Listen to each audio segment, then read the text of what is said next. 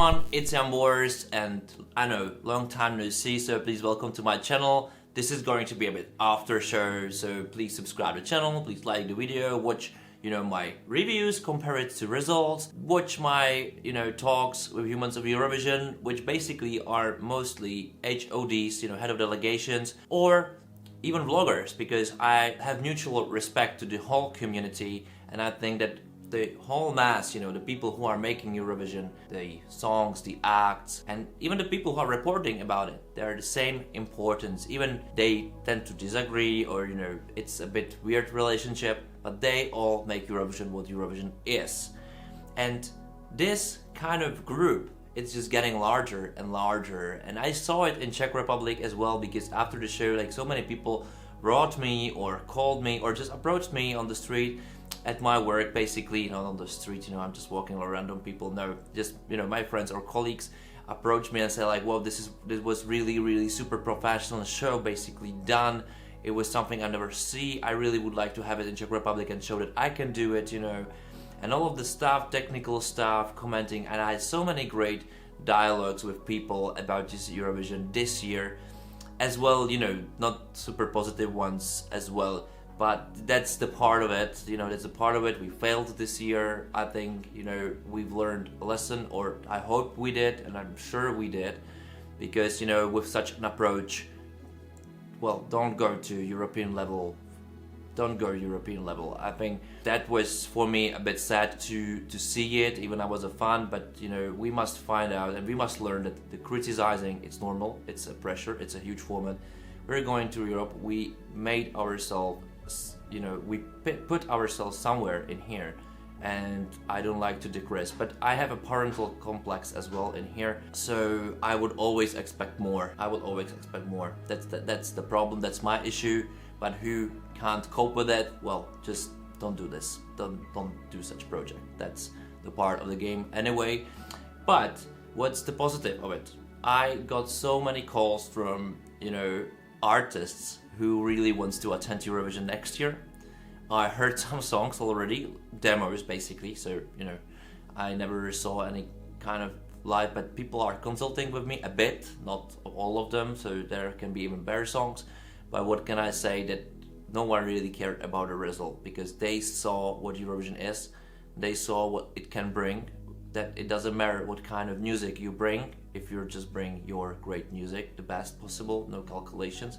We saw this year that calculating things didn't really work out, kind of, but mostly not. And as well, we saw that if you do the things the right way, like Italy, you just got promoted. You can win, and you win because people trust what you're doing, and that's it.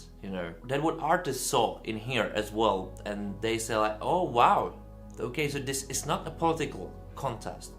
It actually can bring us somewhere. They saw the social media around it. They saw what happened right after, how Spotify got completely wrapped up by Eurovision, like it was a hijack, kidnapping. What's the right word? Well, you understand that it's just going bigger. The brand's going bigger, more positive. It's even more, I don't know, it's the food for tabloids. It's more, whatever.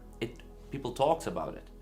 People talks about it as a huge European event, and this year was very special. It was hard, and there was so many, things you can prize. You can prize Iceland. They showed the great approach from a super small country, that even such a small country can do great things because they have the great approach.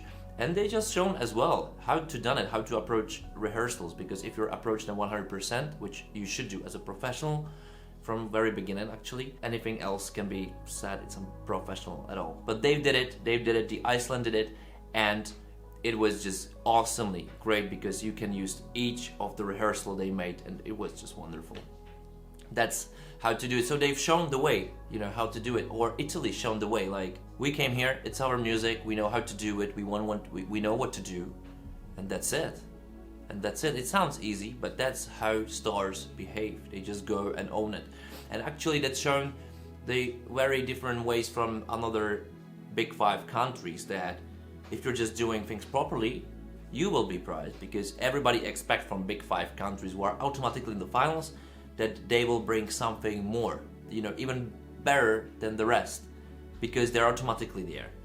And Italy or France, they did. Italy, I think, even better because it was more authentic, I would say. And actually, I saw even the national selection, kind of selection, San Remo, and there were like 10 other great songs which probably would win Eurovision, not easily, but they would.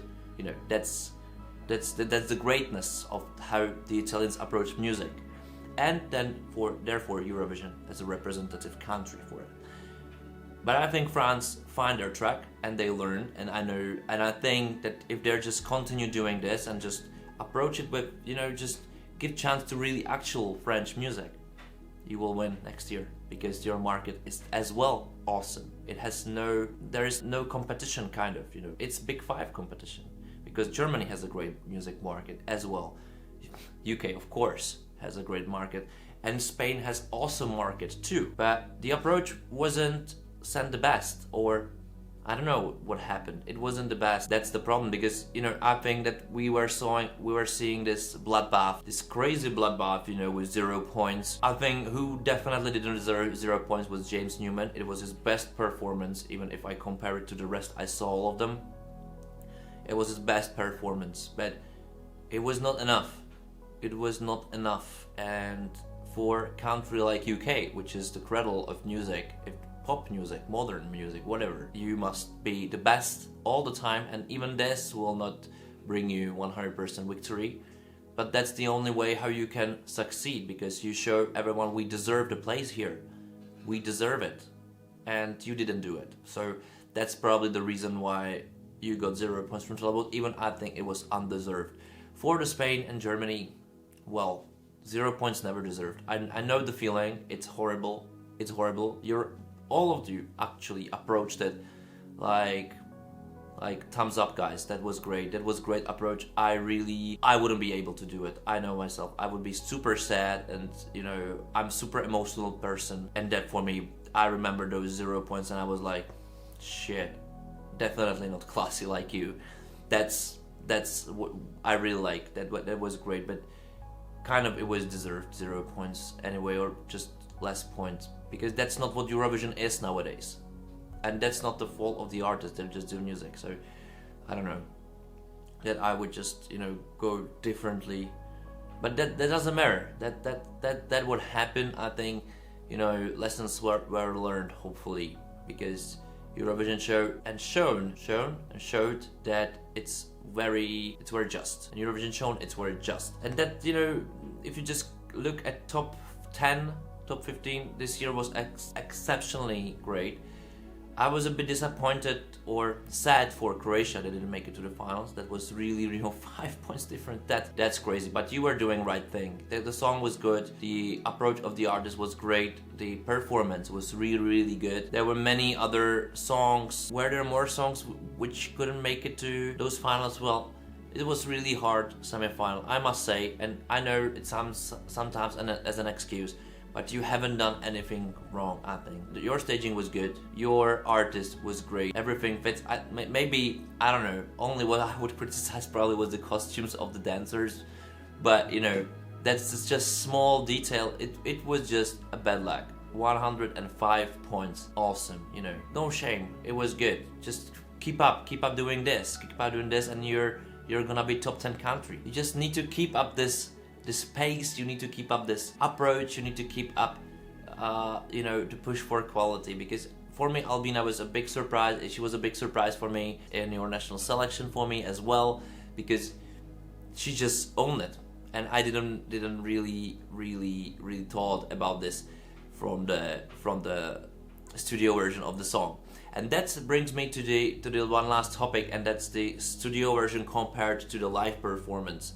Because mostly what we do, us vloggers, that we compare those things, and it's hard to compare. It's uncomparable kind of as well, because we saw, and I think that should be a big thing for all you producers, that if the studio version doesn't really match the quality of the live version, you're going to get screwed, because it's a fake then.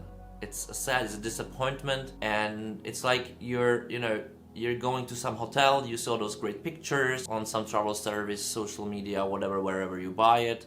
You saw it and you see it, it's like, yeah, this is going to be a great vacation. And then you just come to the place and it just looks very different. It's like you're just disappointed for no reason. So that's as well the other thing, you know, that's it. This Eurovision was one of the best ever. It's shown that the brand is growing. And not just, you know, not just by TV viewers numbers. Somewhere it dropped, somewhere it risen. That's normal. But what happened and what I see here, it's the how people commented. It's not a freak show for them anymore, or for most of them. It's like the OK program, and I can bet that if we are in the finals, everybody here will be even, you know, like, wow. And that what happened here, and the approach of the artist towards the next year, it's awesome. And I think it's going to be a tougher and tougher competition, and we must get used to it. We must get used to it without any excuses, you know. Mistakes were done, but not anymore. We need to go forward. We need to go with the clear mind, you know, and we need to focus on next artist, because artists first. Artists first. You can have a great song, but that's just a part of it. The artist is the one who sells it, and that what we must focus the best. So the best artist for the best contest in the world.